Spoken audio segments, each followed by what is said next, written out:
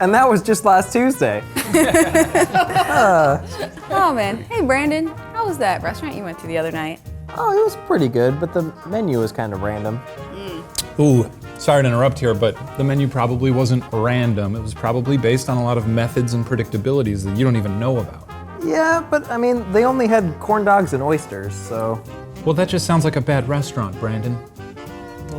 Oh, hey, welcome to It's Personal, a show about what makes you you. Today we're talking about randomness and how or if it affects your life.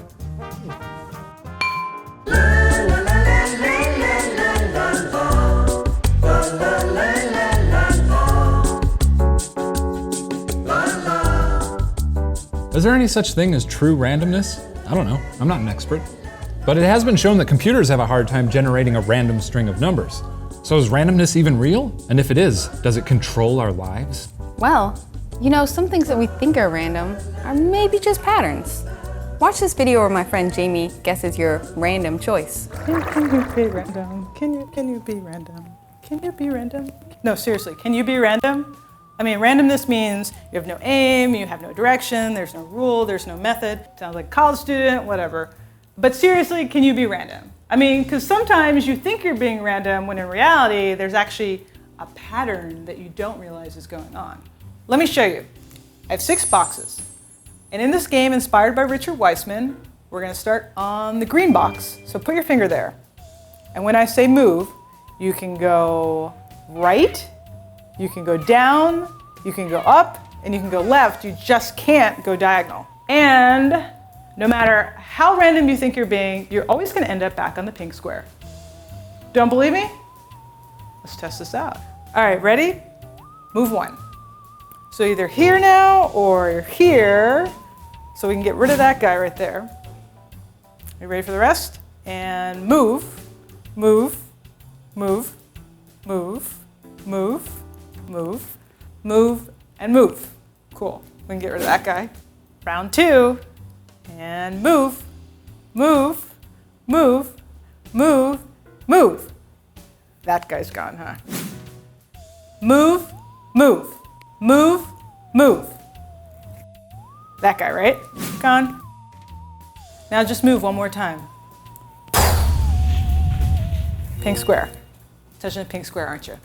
You are. I told you. You're gonna touch the pink square. I told you this at the beginning. We had this conversation. Sorry. Am I a mind reader? Not so much. I just give you the illusion of choice. But in reality, I limited your options so you'd pick what I wanted. Let me show you what I mean. Okay, let's go back to the beginning of the trick, which is actually a math problem. So we started out here, and your first move was either here or here, and then I asked you to move 8 times. But from either this space or this space, it's actually impossible for you to move 8 times and get to this space. Don't believe me? Try it yourself. In fact, 4 moves won't get you there, and an even larger number like 16, that won't get you there either. Wait a minute. What does this mean about life? What the heck, man? I'm gonna have a crisis now. Like, what does this mean? Seriously, I wonder how much of life is actually like this. I mean, I think I'm being random, I think I'm being unpredictable, and really, I'm just following a pattern.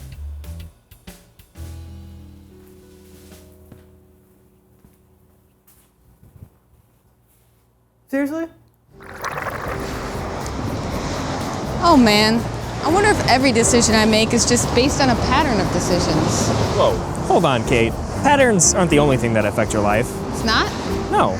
I mean, maybe everything you think and you choose and decide is actually influenced by your environment. Yeah. Actually, check this out. How often do you have a random thought and think, where did that come from? Chances are it's not as random as you might think. Your thoughts are influenced by information that is obtained from the world around you and filtered through all of your past memories. Sometimes thoughts that may seem completely random could actually be your mind unconsciously recalling information that is closely linked in your memory.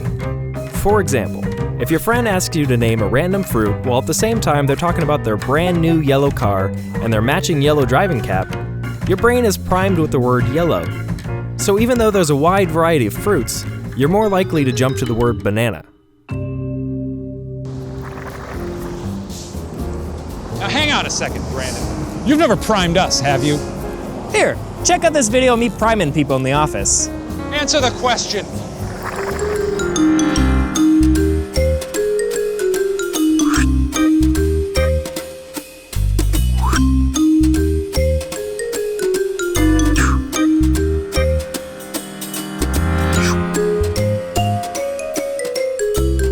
Okay, go. She held the feather. Number 1, he ate the banana. She held the feather. The dog loves benches. She has webbed feet. Crumbs are never left. The kids were swimming. The sun is hot. Okay, cool. What's your name again? Sophia. And what's an animal? An animal? Ducks? Duck? Ducks. Duck. Duck. Hippo. Oh, okay. What? That didn't work. I was gonna say duck was my first instinct. Look under your seat.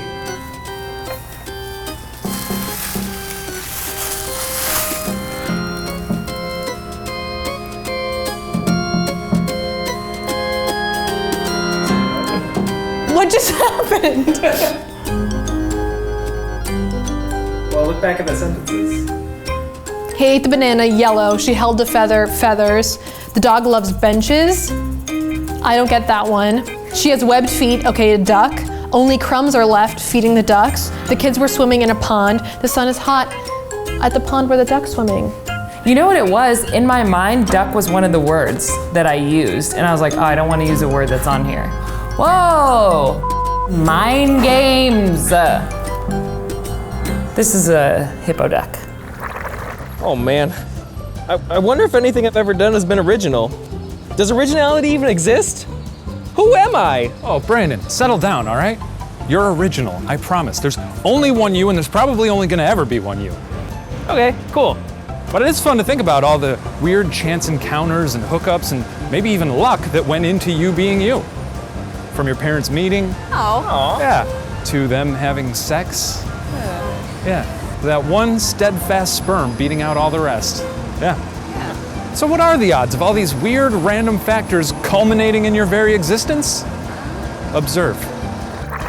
Let's talk about you. You could have been anybody, you know. But very luckily, you ended up being the very specific, wonderful you that you uniquely are. So how'd that happen? What are the odds? Well, there's a countless multitude of factors that contributed to you being you and all your spectacular wonder. But let's take a very hypothetical look at a mere 3 of them. Your parents meeting, your parents sticking together, and your parents having a child that is the specific combination of reproductive cells that resulted in your magnificent residency on this planet. So let's look at your parents. For the purposes of this scenario, let's give your dad the benefit of the doubt and say that between the ages of 18 and 40, he at least interacted with one new woman every day in some small way. That means he'd have socialized with roughly 8,000 women. What a popular guy. And let's say, assuming he's not a hermit in the woods, that he very well could have potentially met anyone from, say, a 1/10 of the world's female population, which would be about 360 million. The odds that your mother was in that tiny group of people that he met are about 1 in 45,000. Now, there's no guarantee that they'll get along, so let's say that your father was engaged in a quality conversation with, 1 out of every 10 women he met. From there, let's assume that out of those women, he went out on a date with 1 out of every 10. And let's say out of those women, he settled down with 1, and there was a 1 in 10 chance of those 2 crazy kids deciding to stick it out. And let's give them a 50-50 chance of sticking together and deciding to have kids. That's 1 out of 10 times 1 out of 10 times 1 out of 10 times 1 out of 2, which equals 1 in 2,000. All right, apologies in advance, but let's talk about your parents having sex. The average male produces about 525 billion sperm cells in his lifetime. The average female has about 300,000 eggs at puberty, but releases around 400 in her reproductive lifetime. So, out of all those cells, there was 1 unique sperm and 1 unique egg that needed to match up perfectly to make you specifically. And the odds of that happening are kind of staggering, 1 in 210 trillion.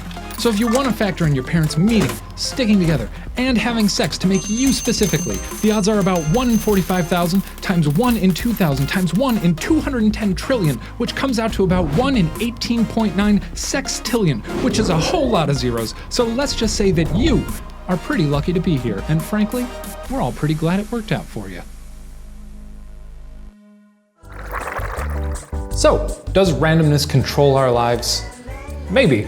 But it seems like the opposite of randomness totally shapes us. We're creatures of habit, predictability, and systems. But you can walk away knowing that you being you is nothing short of a miracle. Yep. So be your best you. Thank you. And we'll see you next time on It's Personal.